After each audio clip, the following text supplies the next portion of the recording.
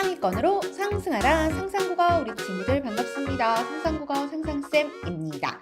4학년 친구들 만나고 있습니다. 이번 시간은 9단원 자랑스러운 한글 들어가 볼게요.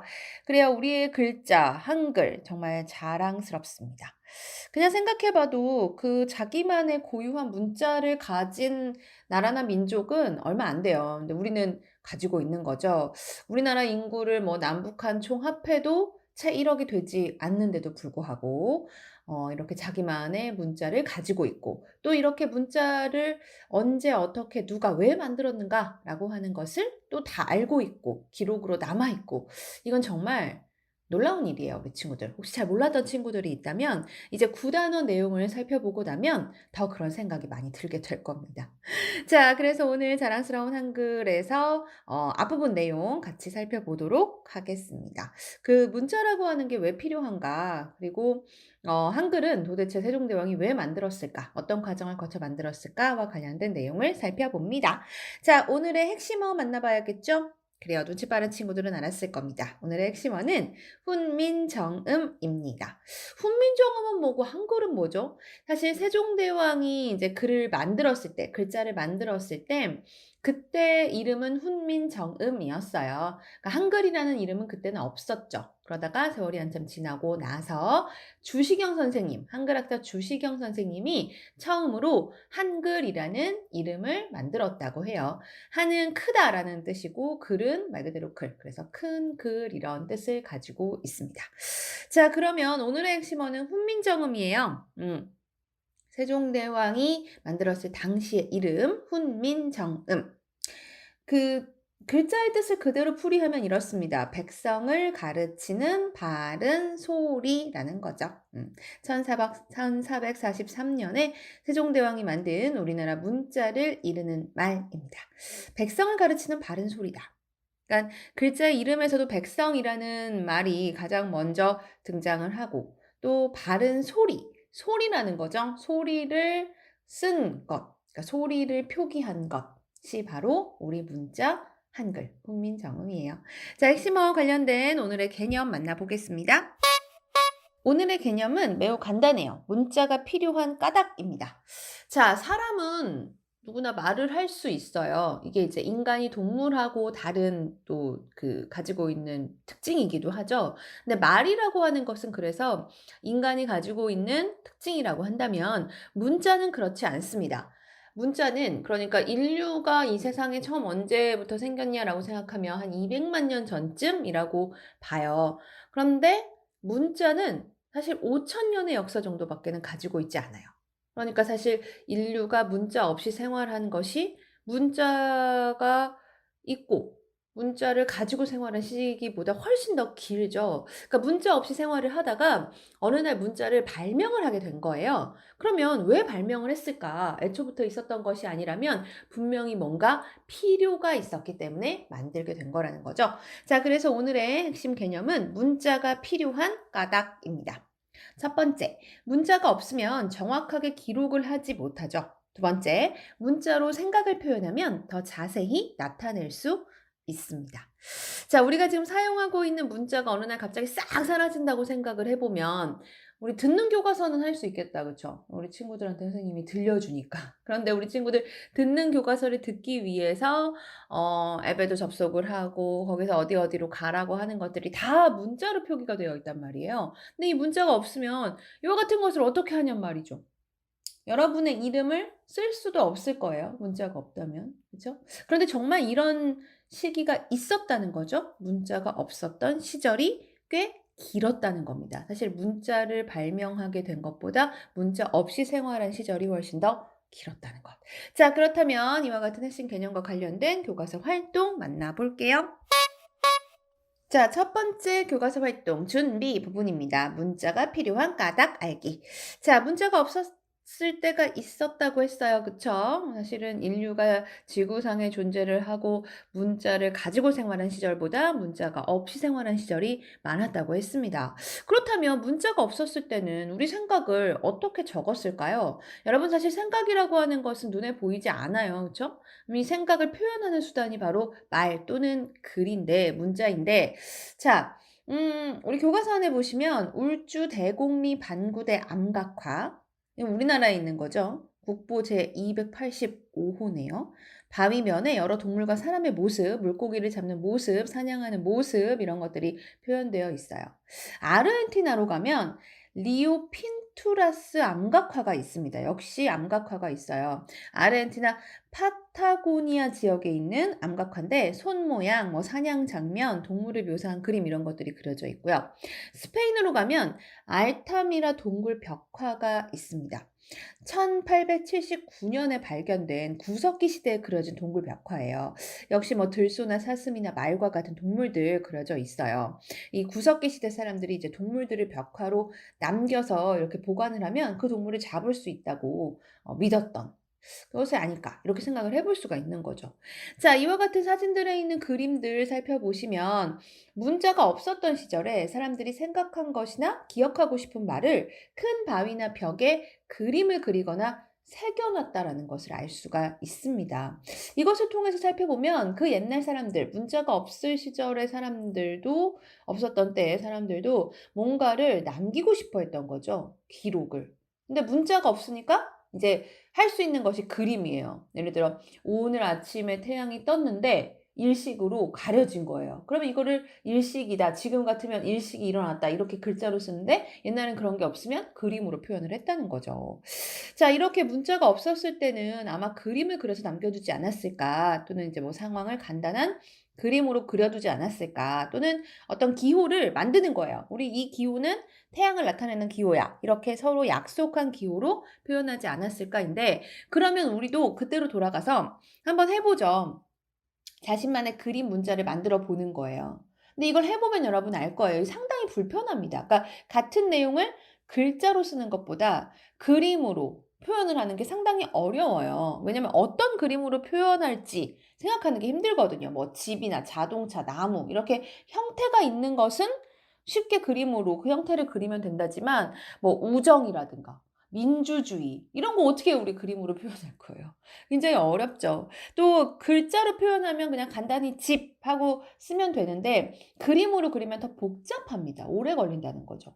그리고 똑같은 그 어떤 대상을 그림으로 그렸을 때 이게 언어로서 사람들한테 사용이 되려면 비슷하게 그려야 되거든요. 그래야 누가 그렸든지 간에 봤을 때 '아 이건 집을 그린 거구나.' 하는데 사람마다 다 다르게 표현한단 말이에요.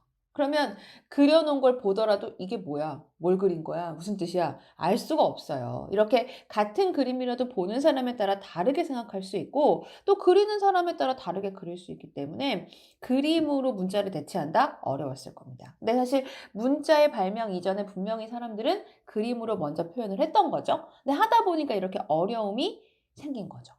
자, 그래서 이제 문자라는 것이 발명이 되게 되는데요. 자, 우리 친구들 교과서 안에 보면 또 다음 활동으로 뉴스가 하나 나오네요. 제목이 사라져가는 세계 문자를 다시 보다인데 세계 언어와 문자를 전시하는 행사를 소개하는 뉴스예요. 많은 소수 언어들이 사라져가고 있다라는 사실을 알리고 이를 지키기 위한 노력이 필요하다 이런 생각을 전하고 있습니다. 그래요, 우리 친구들. 우리는 이제 우리만의 문자 한글이 있잖아요. 지금 또 어떤 문자가 있지 생각을 해보면 뭐 영어라든가 중국어라든가 뭐 일본어라든가 이런 몇 개의 문자들을 떠올릴 수 있는데 사실은 굉장히 더 많은 문자들이 있었어요. 그런데 이 문자라고 하는 거는 사실 필요에 의해서 발명한 그 뭐랄까 물건 같은 그런 느낌이다 보니까 필요하지 않아서 사람들이 사용하지 않으면 없어져 버려요. 잊어버린단 말이죠. 그러다 보니 이제 소수민족들 중에서는 뭐 그 문자를 사용하는 민족이 워낙 소수다 보니까 사용하다가 사용이 흐지부지 돼 버려서 사라진 것들이 많다는 거죠. 이 사라져가는 문자 좀 아쉽습니다. 인류의 역사라든가 인류의 어떤 문명의 발전하고 굉장히 관련이 있는데 말이죠. 사라져가는 문자를 지키기 위한 노력 필요하다고 볼 수 있어요. 자, 이렇게 문자가 필요한 까닭, 문자가 없으니까 정확하게 기록을 못하고 또 문자가 있다면 생각을 표현할 때 더 자세히 지금처럼 나타낼 수 있겠죠? 자, 그렇다면 다음 활동, 이제 우리 한글이 어떻게 만들어졌는지 알아보도록 하겠습니다. 한글을 만든 과정 이해하기인데요. 만화로 표현이 되어 있어요. 세종대왕이 한글을 만든 까닭입니다. 만화의 내용은 백성이 글을 알지 못해 어려움을 겪고 있는 것을 안 세종대왕이 밤늦게까지 책을 읽고 있는 모습이에요. 백성이 문자를 몰라서 어떤 어려움을 겪었는가 하면 안내문이 붙어 있어도 읽지를 못해요. 그러니까 안내문의 내용을 알지 못하니까 뭐 안내문이 있어봐야 아무 소용이 없죠. 책을 읽을 수도 없고. 그래서 문자를 모르는 것 때문에 억울한 일을 당하기도 하는 백성들이 많았다는 겁니다. 자, 이와 같은 상황에서 세종대왕은 고민이 깊어지는 거죠. 백성이 문자를 알지 못해 어려움을 겪는 것이 안타까웠고 이 백성의 삶에 도움이 되는 일을 하고 싶었던 거예요. 백성이 알기 쉬운 문자를 만들고 싶었던 거죠.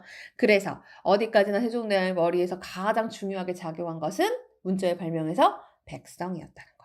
자, 이제 훈민정음의 탄생 살펴보도록 하겠습니다. 글의 종류는 정기문이고요. 세종대왕이 백성을 위해 새로운 문자를 연구하여 훈민정음 28자를 만든 과정이 아주 잘 드러나 있는 글입니다. 줄거리 먼저 살펴볼까요? 세종대왕은 신하들에게도 비밀로 하고 말소리를 연구한 책을 구해서 읽으며 문자를 연구합니다. 얼마나 열심히 연구를 했는지 눈이 막 나빠져요. 앞이 잘 안 보일 지경에 이르렀는데 그런 와중에서도 문자 연구를 그치지 않았어요. 계속 연구해서 결국 훈민정음 28자를 완성을 했고요. 그 이후로는 이제 억울한 일을 당하는 사람이 줄었고 여자들도 훈민정음을 익혀서 책을 읽거나 편지를 쓰게 되었다라는 거예요. 자, 세종대왕이 말소리를 연구한 책을 구해 오라고 신하들에게 얘기를 합니다. 왜 그랬을까요? 그래요. 새로운 문자를 만드는데 활용하기 위해서고 중국의 글자 한자는 뜻을 나타내는 글자예요. 근데 뜻글자다 보니까 우리 한자 공부할 때 굉장히 어렵죠. 각 뜻을 나타내는 글자들을 다 외워야 하니까. 그러니까 세종대왕은 이런 식이면 백성이 공부하기 너무 어렵다고 생각을 한 거예요. 왜냐하면 이미 그때 우리는 중국의 한자를 빌려다가 썼는데 백성들은 대부분 모른단 말이죠. 그래서 쉬운 글자 생각해 보니까 말소리를 표현해야 되겠다. 그래서 문자를 만들기 위한 자료로 쓰기 위해서 말소리를 연구한 책을 구해오라고 했습니다. 근데 중요한 건 이제 세종대왕은 문자를 만드는 일을 비밀로 했어요. 왜 그런가 하면 신하들이 반대할 것을 염려했거든요. 근데 참 지금 가만히 생각해 보면 참 이해가 안 되죠. 아니 임금이 백성을 위해서 글자를 만든다고 하는데 그렇다면 두 손을 걷어붙이고 이 임금을 열심히 도와서 문자가 빨리 만들어질 수 있도록 해야 되는데 신하들은 왜 반대를 했을까? 당시 우리는 중국의 한자를 가져다 썼다고 했죠. 근데 그 느낌이 뭐였냐면 작은 나라가 큰 나라를 섬기는 그런 느낌이에요. 그러다 보니 한자와 같은 이게 큰 나라에서 쓰는 그 좋은 글자를 우리가 가져다 쓰고 있는데 뭐 쓸데없이 우리가 뭐 우리만의 글자를 뭐 만든다고 해서 잘 되겠냐 해서 만들어진 글자가 한자만큼 훌륭하겠냐.